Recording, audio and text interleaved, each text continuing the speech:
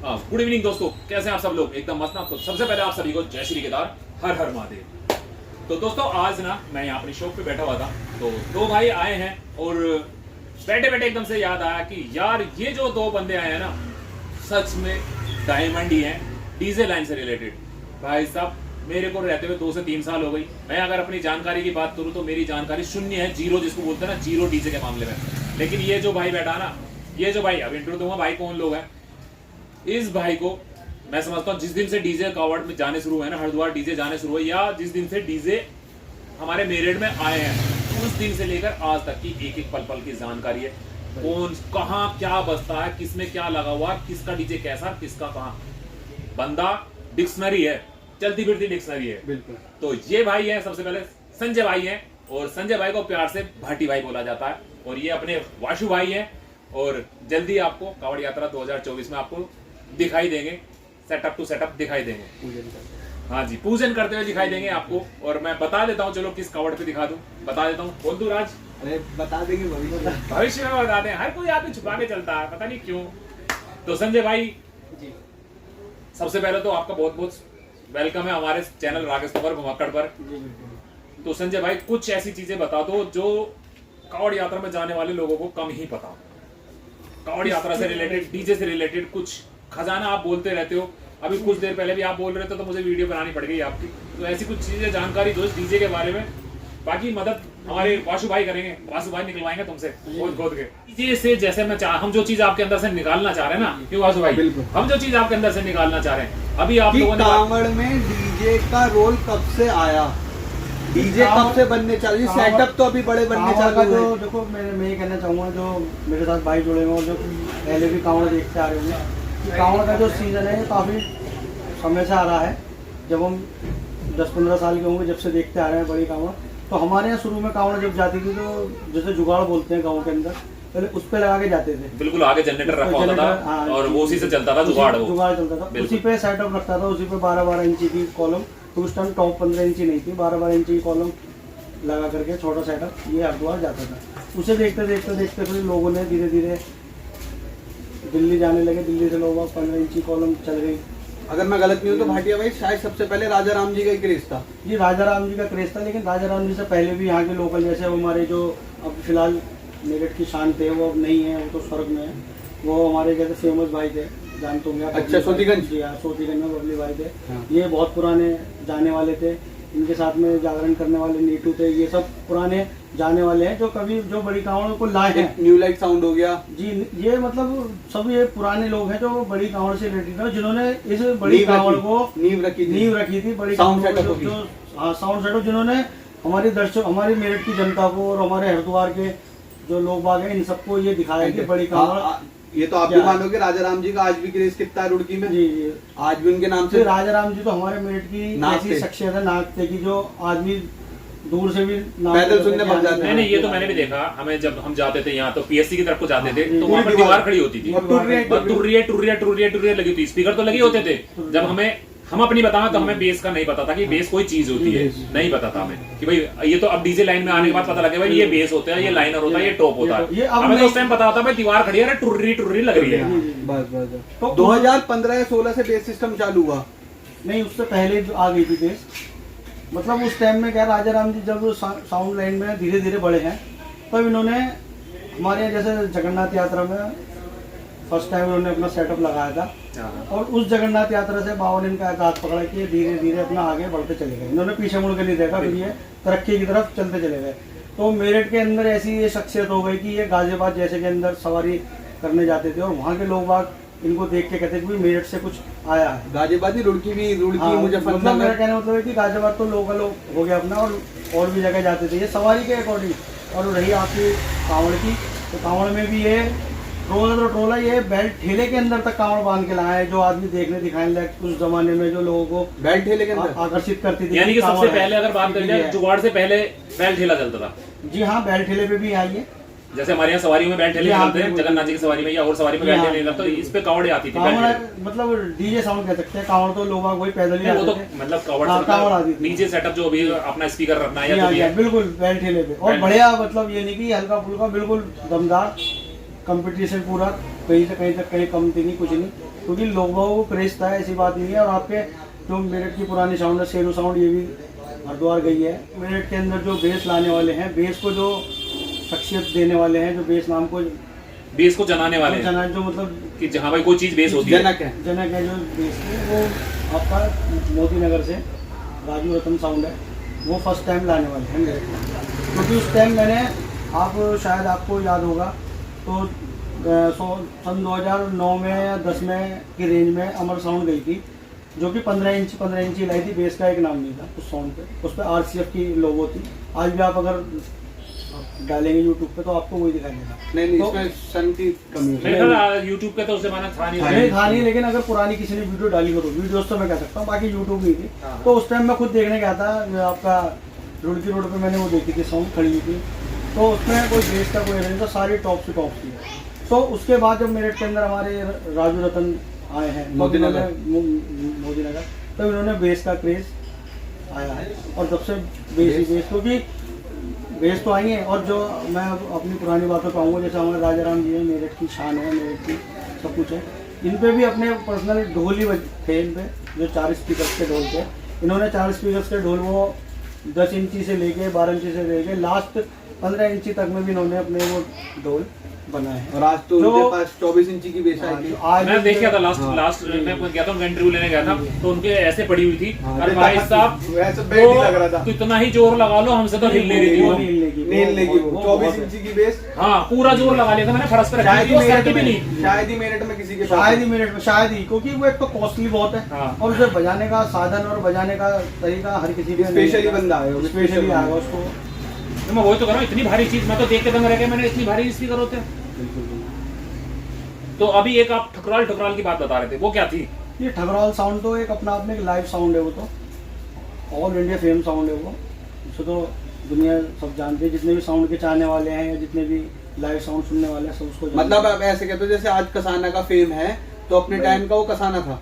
नहीं, कसाना देखो मैं बताऊँ उस बारे में, आपकी बात में बात काट के कहूँगा। कसाना में और उनमें जमीन आसमान का फर्क है।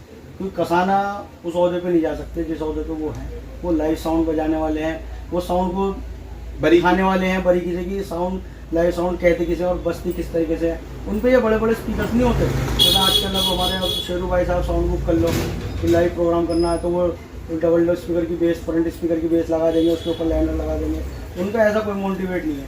उनकी जो अपनी बेस होंगी, उनकी कंपनी की बेस होगी, इम्पोर्टेड सिंगल स्पीकर्स की उनकी बेस होती हैं, जो वो धरती से लगाते चले आते हैं, फिर उसके ऊपर स्टेप बाय स्टेप वो लगाते, फिर ऊपर उनकी हाई से लगनी शुरू होती है। लाइनर का तो क्रेज़ अब आया, उस टाइम में शायद लाइनर नहीं थे, उस टाइम में शायद मॉनिटर्स ही थे, जिनको हम मॉनिटर ही कहते हैं। वो मॉनिटर्स ही ऊपर लगते थे वॉइस के लिए, जो आवाज़ देने थे। तो उसके बाद पीछे से साउंड वो ऑपरेट करते थे, वो पीछे से क्या सॉरी फ्रंट से करते थे ऑपरेट। तो वो तो साउंड लगता था कि कुछ हम सुन रहे हैं या कुछ मतलब इवेंट वाली साउंड साउंड की कुछ A1 कुछ आया है मेरठ के अंदर, कुछ आया जो हमने अपनी जीवन शैली में इस चीज़ को देखा है कि आज तक शायद मेरठ में यूँ तो साउंड में बहुत आई, डांडिया रास में आपके HD वॉइस में दिल्ली की बहुत साउंड आई, लेकिन उसका मुकाबला शायद ही कोई कर पाए। ठकराल जो मैंने अपने मन से सुनी है, उससे पहले फर्स्ट टाइम मैंने सुनी थी आपका वैशाली ग्राउंड में, जब हमारे हरभजन मान सिंह आए थे, तब उनकी साउंड सुनी थी। तब उनके साथ सारा पुराना माल था। एक बार शेफ वो जब ये शेफाली सरी वाला आई थी अपने कांटा लगा फेम आई थी मेरठ गर्ल्स में, तब उनकी साउंड मैंने प्रोग्राम शुरू होने, इवेंट शुरू होने से करीबन 3 घंटा पहले सुनी थी। और मैं आफ्टर में भी गया था, लंच ब्रेक में भी देखने गया था, जब तैयारियां चल रही थी। तो वाकई अपने आप में कुछ लगता था कि हाँ जी हम कुछ सुनने जा रहे हैं, कुछ देखने दिखाने जा रहे हैं, और इस जनता को जो लाइव देखने प्रोग्राम आई है, कुछ उन्हें कुछ लगेगा कि हमने कुछ देखा है। अच्छा, आपको इतनी जानकारी कैसे है? आपने डीजे में कुछ काम किया है, डीजे से रिलेटेड है या कैसे इतनी जानकारी कैसे है? मेरा बताऊं, मेरा जो शुरू से ही मेरे को जो मेरा ऐब कह लो, मेरा शौक कह लो, या मेरा पैशन कह लो, कुछ भी कह लो, मेरे को एक इसी में ही है। मेरी जान मेरी शान जो है मेरी इसी के अंदर है। बस ये मेरा शौक है, ये मेरा पैशन है, और इसीलिए मैं अपना जीता हूँ। और इसीलिए मैंने अपने भी छोटा सा घर में एक अपना छोटा सा सेटअप बना रखा है कि भाई अपना शौक है ना कर लो, बट मेरा कुछ किसी से कोई कंपटीशन में कुछ ये नहीं है कि नहीं जी कुछ है। और जैसा मेरे भाई लोग सब मुझे प्यार करते हैं, मुझे जानते हैं, मेरा सम्मान करते हैं, इसी उससे जानते हैं कि भाई जानकारी रखता है भाई, शौकीन आदमी। तो दोस्तों, ये एक छोटी सी मुलाकात थी हमारे संजय भाई से, और प्यार से भाटी भाई जैसे कहते हैं इनको। और इधर अब हम बात कर रहे थे वासु भाई से, और वासु भाई क्या देख सकते हैं आप, बॉडी स्ट्रक्चर देख सकते हैं, तो कहीं से लगते हैं भाई ये पंडित है। कहीं से लगते हैं कि ये पंडितगिरी भी कर लेते होंगे या कुछ कर ले होंगे। तो भाई साहब बॉडी बिल्डर आदमी, चोटी रख रखी बढ़िया वाली। एक पहले लगते थे आदमी यहाँ टेल रखते थे, उससे पता लगता था हाँ भाई पंडित जी हैं, पूजा पाठ वाले आदमी हैं। आजकल तो ये जो फैशन है ये बॉडी बिल्डर वालों का, और ये भी आपको कांवड़ यात्रा में दिखाई देंगे। तो दो बातें इनसे भी कर लेते हैं। तो वाइस भाई कुछ अपने बारे में बताओ। बस मेरा नाम वाशु शर्मा है और मैं सदर से बिलोंग करता हूँ। बाकी बस मुझे भी साउंड सिस्टम सुनने का बहुत शौक है। मैं भी छोटी उम्र से घूमने चला जाता था साउंड सिस्टम सुनते। बस जब से जुड़ता चलेगा, और आज तो साउंड के चक्कर में तो क्रेज है। मैं कोई साउंड नहीं छोड़ता, कहीं शोभा यात्रा हो कुछ हो मैं जाता जरूर जाता हूँ। मुझे भी शौक बचपन से ही है। अगर आप साउंड पे पैसा लगा रहे हो तो ऑपरेटिंग पे भी पैसा लगाओ। तभी तो आजकल ऑपरेटिंग के भाव बढ़ गए हैं। एक से एक ऑपरेटर आने लगा, कोई मुंबई से आ रहा, कोई कहीं से आ रहा, कोई कहीं से आ रहा, कोई घर। लास्ट ईयर का तो आपको जानते ही हो, एक ऑपरेटर जो शायद बिजोई से आया था, उसकी धूम थी। अच्छा बजाया, अच्छा बहुत बढ़िया, बहुत शानदार बजाया था। जितनी बहुत उम्र, शानदार, जितनी उसकी उम्र नहीं है, जिस हिसाब से बहुत अच्छा बजाया, बहुत बढ़िया क्वालिटी। दोस्त पहचान के अगर रात तुमसे बात हुई थी मेरी, तो तुम्हारे बारे में बात चल रही है, ठीक है ना, तुम्हारे बारे में बात चल रही है। रात तुम्हारे फोन आया था जब मेरे पास। हकीकत में बहुत अच्छा बजाया था। देखो एक तो होता है कि थोड़ा सा माहौल का फर्क पड़ जाता है। पब्लिक की नब्ज, उन्होंने पब्लिक की नब्ज पकड़ी कि किस समय किसको क्या चाहिए, किसको क्या चाहिए, और थोड़ा सा आपको पता लग जाता है। एक तबका होता है, एक देहात होता है, एक कस्बा होता है, एक मेट्रोपॉलिटन सेंटर होता है, एक महानगर होता है, और एक बिग सिटी होता है, और अर्थव्यवस्था वाला सिटी होता है। तो वो बंदा उसके सब मैनेज करते हुए चला। हाँ, वो छोटी जगह से बड़े तक का पता है उसको। देहात एरिया आया, उसने उसके अकॉर्डिंग साउंड बजाया। जहाँ पे आया सिटी, वहाँ उन्होंने सिटी के अकॉर्डिंग साउंड बजाया। मैं एक लाइव बताता हूँ आपको। वो जो धड़कन साउंड के थे वो ऑपरेटर, शायद उनका नाम अजीत है। तो मुजफ्फरनगर में एक मेडिकल कॉलेज पड़ता है, मैंने लाइव देखा था वहाँ पे। तो उस मेडिकल कॉलेज की लड़कियाँ, स्टाफ, बाउंसर, होमगार्ड, वॉचमैन, ये सारे लोग सड़क पे खड़े थे, और चाहता तो वहाँ दुम करके वो मरीजों को परेशान कर दिया। लेकिन अजीत वहाँ जो ऑपरेटर था ना, उसने गाने इतने प्यारे बजाए कि वहाँ पे किसी को चुभे नहीं, और वहाँ पे लड़कियाँ, हमारी बहनें, नारियाँ सड़क पे खड़ो के डांस कर रही थी अपनी कॉलेज ड्रेस में। यही तो होती है ना, ये पहचान गया ना कि यहाँ पर क्या चाहिए, कौन सा एरिया चल रहा, क्या चाहिए। साउंड को ऑपरेट करने ये का नहीं कि बस उसके कान हेड दिया धूम करके किया है। साउंड को ऑपरेट करने का जो असली ऑपरेटर का जो महत्व है, साउंड को बजाना, जो हम इस कानों से सुनते हैं, जो हमारे जो पैर साउंड ऐसा बन जाए, फील क्या आया, साउंड बज रहा है, फील क्या आया कि हम किस गाने पे डांस कर सकते हैं या किस पे नहीं। हर आदमी एक सा नहीं होता, लेकिन सबकी इच्छा होती है डांस करने की। लेकिन वो डिपेंडेंट करता है अगर ऑपरेटर पे कि वो क्या करना चाहता है। साउंड बनाने वाला, बजाने वाला या ऑपरेटर वो बढ़िया है। जैसे अभी बात चली, जिसका पैर नहीं उठाना आता ना, उसको भी पैर उठ जाए। मैं एक छोटा सा 30 सेकंड में काम खत्म कर देता हूँ। जैसे वो न्यूज वाला बोलता है ना 30 सेकंड, तो मैं भी 30 सेकंड।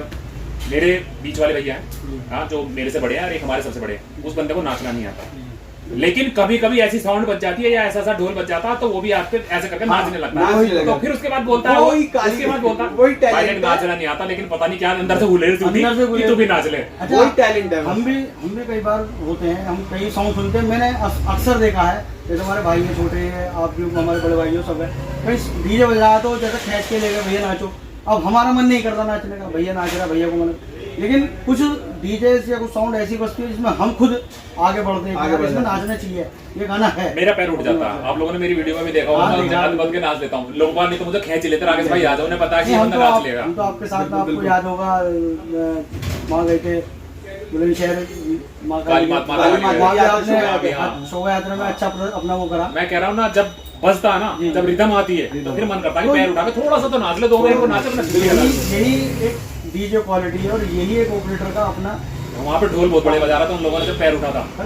बिल्कुल इस कान से जो दिल से आती है वो ही सबसे बड़ा संगीत है, जो अपना प्यार मोहब्बत में गाता है वो रहेगी। दोस्तों एक बंदा और रुक गया, हमारे बाहर रुक गया, बाइक पे रोक लिया, उन्होंने देख लिया कि यहाँ ये डिबेट चल रही है। तो एक बहुत प्यारी सी डिबेट चल रही थी, और बुला लो हमारे अमित भाई को, बुला लो 1 मिनट के लिए। आ जाओ अमित भाई, अमित तुम भी आ जाओ, जल्दी आओ जल्दी।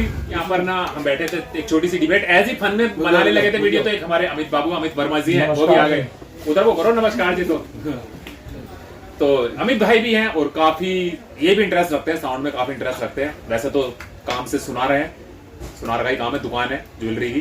तो आज हमने संजय भाई को पकड़ लिया था, वासु भाई को पकड़ लिया। तो संजय भाई से साउंड के बारे में बात कर रहे थे। तो थोड़ा सा आप भी अपना ज्ञान थे, तो साउंड के बारे में आप क्या फील करते हैं? हमसे बड़े ज्ञानी तो संजय जी बैठे हैं आपके साथ। ये सुनने वाले शौकीन हैं। ये सुनने वाले भी, सबको समझाने वाले भी। मैंने ये बात तो है, संजय भाई के पास ज्ञान बहुत है, तो हम तो ले रहे थे कि अगर आप 30 सेकंड या 1 मिनट ले में आप भी कुछ कहना चाहें कुछ। साउंड को लेके बड़ी कंट्रोवर्सी हो जाती है, बोलना भी खतरनाक हो जाता है। हकीकत यही है, हकीकत तो यही है कि हमने किसी के लिए एक सजेशन दिया और उनने कंट्रोवर्सी कर दी। हाँ, हम तो ले रहे हैं फन, ऐसे फन में हमें पता लगा कुछ और हो गया। तो बाकी इस बार आप लोग नहीं जा रहे? इस बार हम लोग नहीं जा रहे हैं, मगर हम यात्रा पे जा रहे हैं, श्रीखंड कैलाश यात्रा पे। श्रीखंड कैलाश उसी टाइम जाओगे? नहीं, 12 तारीख को निकल रहे हैं। तो आ जाओगे तब तक तो यार। तो पूरी टीम जा रही है? टीम तो नहीं, टीम ही के 5-7 जने जा रहे हैं। तो दोस्तों खत्म करते हैं, छोटी सी मुलाकात ही ऐसी फन में शुरू करी थी बात कि चलो जी बातें कर लेते हैं, कावड़ सीजन आ रहा है, बैठ के बात कर लेते हैं। हमने पंखा भी बंद कर रखा तो गर्मी में मर गए सारे के सारे भाई। तो दोस्तों फिर मिलेंगे एक नई वीडियो पर, एक नई प्लेस पर, एक नई जगह। तब तक के लिए बाय बाय, गुड नाइट।